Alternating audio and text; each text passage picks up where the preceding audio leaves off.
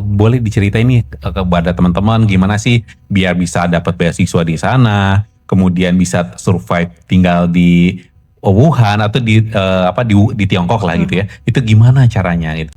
Kalau misalnya mau apply beasiswa, menurut aku dari pengalaman aku jangan buru-buru. Kenapa? Senam jantung. Apa tuh? Karena waktu itu aku tuh persiapannya gak nyampe 3 bulan. Hah? Jadi benar-benar mepet banget. Jadi waktu itu tuh pendaftaran itu beres, deadline-nya di bulan Maret. Aku baru ngirimin berkas itu benar-benar 31 Maret. Karena harus nyari surat rekomendasi, harus bikin research plan, harus medical check up. Dan itu kan semua butuh waktu. Oke. Jadi aku tuh berpacu sama waktu kayak, ini keburu nggak nih gitu. Iya, karena aku akhirnya mutusin apply beasiswa juga cukup mepet. Dan waktu itu kan memang informasinya nggak kayak sekarang yang banyak ya bertebaran gitu. Jadi menurut aku jangan mepet.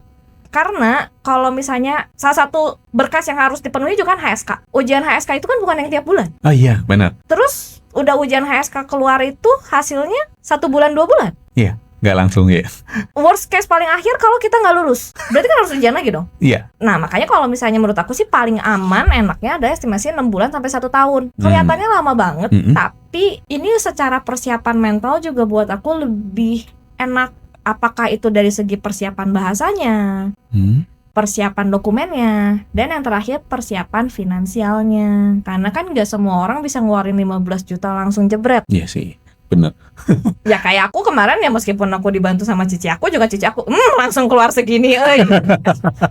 Ya enggak, tapi kalau misalnya kayak aku juga kan kadang banyak yang DM, Xiaomi aku pengen beasiswa tapi budgetnya katanya segini, aku nggak ada budget. Berarti kan kalau misalnya kita tabung dulu selama 1 tahun, anggap kita butuh 12-15 juta, berarti setiap bulannya sejutaan, mungkin buat orang tua pun jadinya kan nggak terlalu beban kan. Ataupun mau cari-cari kerja sampingan, freelance atau apa bisa dulu ya. Betul gitu. Jadi apalagi sekarang kan zaman udah jauh lebih banyak peluangnya dibandingin zaman aku dulu, bisa lebih tenang lah gitu dibandingin zaman aku dulu gitu untuk persiapan beasiswa. Apalagi research plan.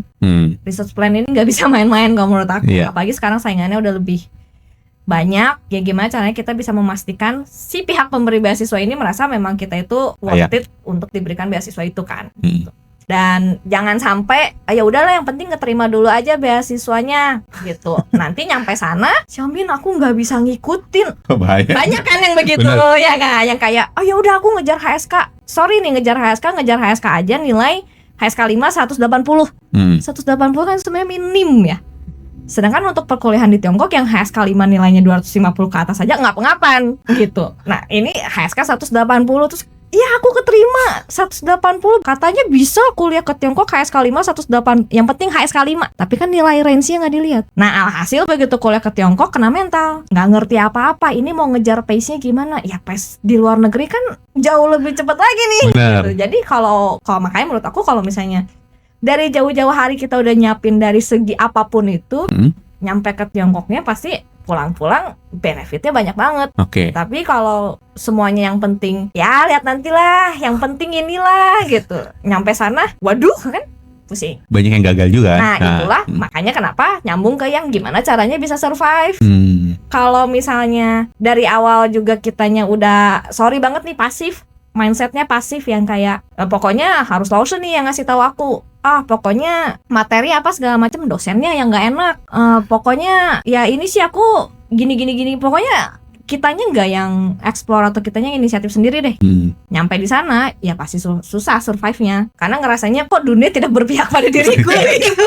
Kok semesta tidak bekerja gitu ya, karena memang di sana kan pace hidupnya tantangannya kan lebih berat lagi kan. Nah justru dengan kita ke negara yang berbeda itu kan tujuannya untuk menjalani hidup yang berbeda toh. Betul.